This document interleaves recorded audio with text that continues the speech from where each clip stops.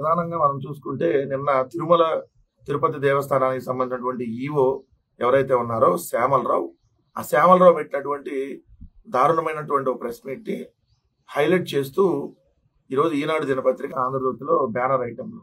ఆంధ్రజ్యోతి అయితే 5 ఏళ్లు అక్రమాలే, తిరుమలను భ్రష్టు పట్టించారు, గోవుల మరణాలను దాచేశారు, జీవాలకు పురుగులు దానా పెట్టారు, శ్యామలరావు మండిపాటు.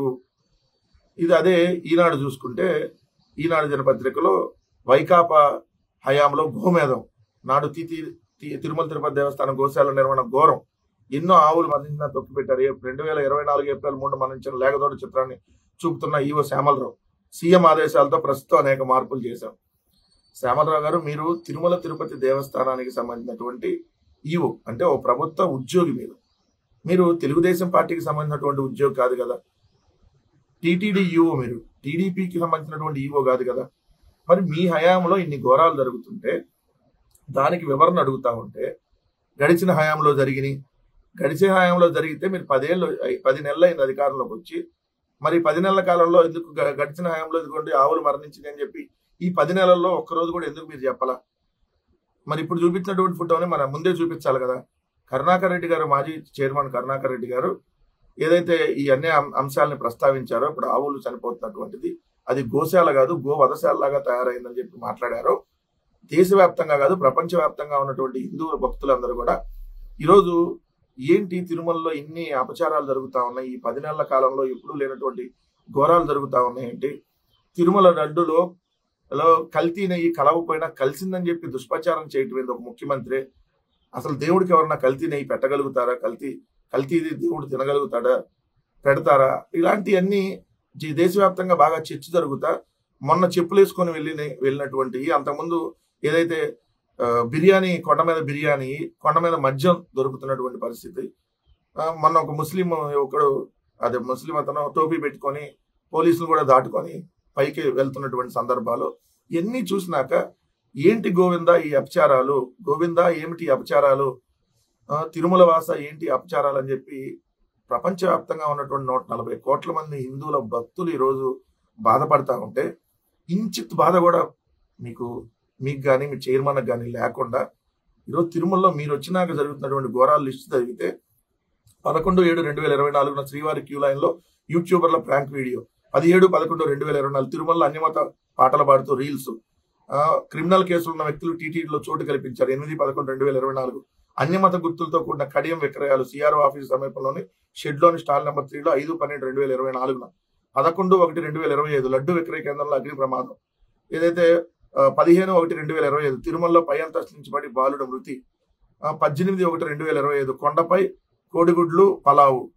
ఇవన్నీ మీ హయాంలోనే కదా. ఇది కాకుండా మళ్ళీ ఇలాంటి ఘోరాలు 25/1/2025 శ్రీవారి ఆలయం అంటే బళ్ళారి ఎమ్మెల్యే హల్చల్ చేసినటువంటి విధానం, 18/2/2025 టీటీడీ పాలక మండలి సభ్యుడు బూతు పురాణం, ఇది సాక్షాత్తు టెంపుల్లో బూతు పురాణం, టీటీడీ పేరుతో శ్రీవారి భక్తులను మోసం చేసింది 11/3/2025 జనసేన పార్టీ నాయకుడు, 12/4/2025 శ్రీవారికి నైవేద్యం ఆలస్యంగా పెట్టడం, 11/4/2025 100కు పైగా గోవుల మృత్యు ఘోష, టీటీడీ అన్నప్రసాదంలో జెర్రీ, తిరుమలలో ఏదైతే మాడవీధుల్లో పాదరక్షలు ధరించి సాక్షాత్తు బీసీ సంక్షేమ శాఖ మంత్రి సవితాకి సంబంధించినటువంటి సెక్యూరిటీ వెళ్ళింది, తిరుమల క్యూ లైన్ లో ఫ్రాంక్ వీడియోలు చేస్తూ మళ్ళీ దొరికినటువంటిది, తిరుమలలో మధ్యమత్తులో యువకులు హల్చల్ చేసినటువంటిది, అదేవిధంగా ఏపీ 40C J4413 కారు ఏదైతే అలిపిరిలో తనిఖీలు దాటుకొని పైకి వెళ్తుంది, దాని మీద ఏముందంటే యెహోవాకి సంబంధించినటువంటి ప్రార్థనలో శ్లోకాలు రాశారు కారు వెనకాల.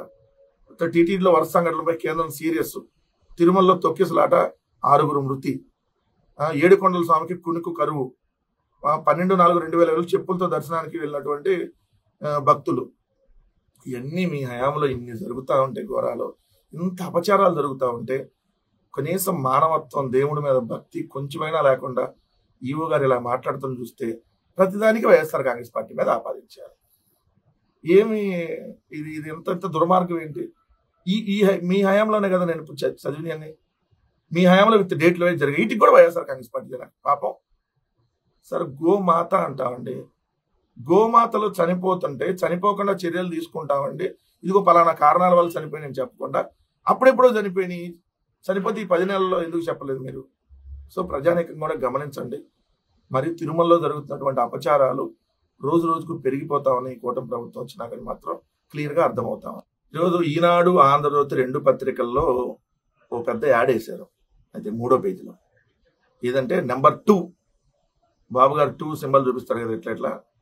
అలానే నెంబర్ 2, దేశంలోనే ఆంధ్రప్రదేశ్ నెంబర్ 2. 2వ స్థానం అంటే ఏమిటి?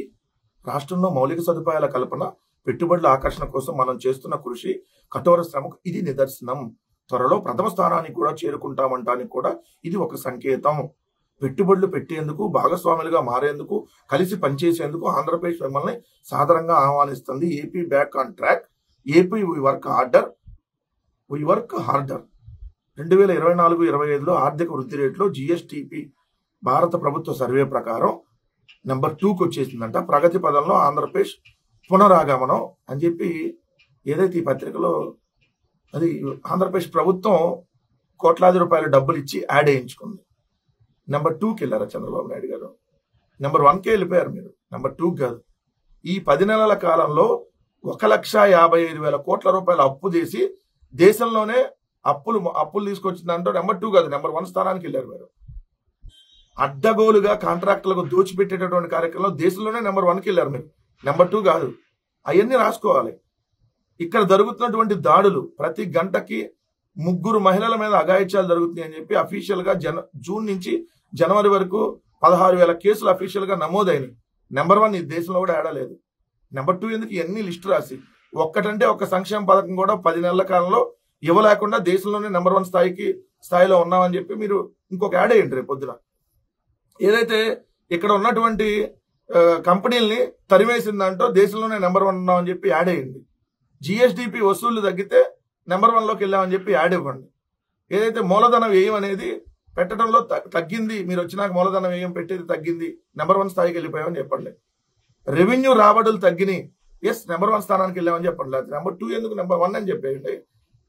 కేంద్ర ప్రభుత్వ గ్రాంటులు తగ్గినాయి, కేంద్రంలో మళ్ళీ మంత్రి పదవులు తీసుకొని మా ఎన్డీఏలో భాగస్వామిగా ఉన్నాం, నెంబర్ 1 స్థానానికి వెళ్ళాం రాయండి. నెంబర్ 1 స్థానానికి అందుకున్నామని చెప్పి యాడ్ వేసేసి అమ్మ ఒడి ఒక్కళ్ళకు కూడా ఇవ్వాల, నెంబర్ 1 స్థానానికి వెళ్ళాం.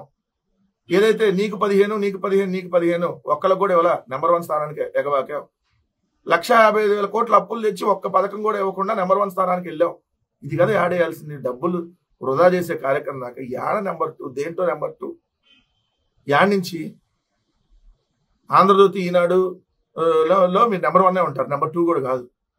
సో ఎంత ప్రభుత్వ ధనాన్ని ఎంత దుర్వినియోగం చేస్తూ ఇష్టం వచ్చినట్టుగా మళ్ళీ కూడా వాళ్ళు నెంబర్ 2కి వెళ్ళిపోయారు. నెంబర్ 2కి వెళ్ళిపోతే మరి ఈ పథకాలన్నీ ఎందుకు ఇవ్వట్లేదు? ఒక్కటంటే ఒక పథకం కూడా నెంబర్ 2కి వెళ్తే ఇప్పటి వరకు ఎందుకు ఇవ్వలేదు చంద్రబాబు నాయుడు గారు? ఇవ్వాలి కదా.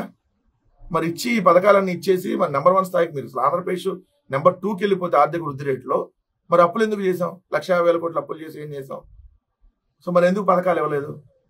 సో ఎలా ప్రచారం చేసుకుంటారు అని అంటే ఇలానే ప్రచారం చేసి ఆంధ్రప్రదేశ్ని సర్వనాశనం చేశారు, మళ్ళీ చేస్తా ఉన్నారు. ఆంధ్రజ్యోతిలో విజయవాడ ఎడిషన్లో వచ్చినటువంటి వార్త, ఇది అన్ని చోట్ల రాదు, ఓన్లీ విజయవాడ వరకు. ఎందుకంటే అన్ని చోట్ల ఇస్తే ఇది కొద్దిగా పెద్ద డ్యామేజ్ అయ్యే వార్త కాబట్టి ఓన్లీ, కానీ ఇది ఆంధ్రప్రదేశ్లో అందరికీ సంబంధించినటువంటి వార్త. అంటే వీళ్ళ వార్తలు ఎలా ఉంటాయి అంటానికి ఇది ఓన్లీ ఆడ విజయవాడ ప్రాంతానికి మాత్రమే పరిమితం అయ్యేటట్టుగా వాళ్ళు జిల్లా ఫస్ట్ పేపర్ అనుకోండి వాస్తవం చెప్పాలంటే. అక్కడ మెయిన్ పేపర్లోనే కనపడుతుంది ఆ జిల్లాల వరకు. మరో 69,000 కోట్లు సమీకరణ.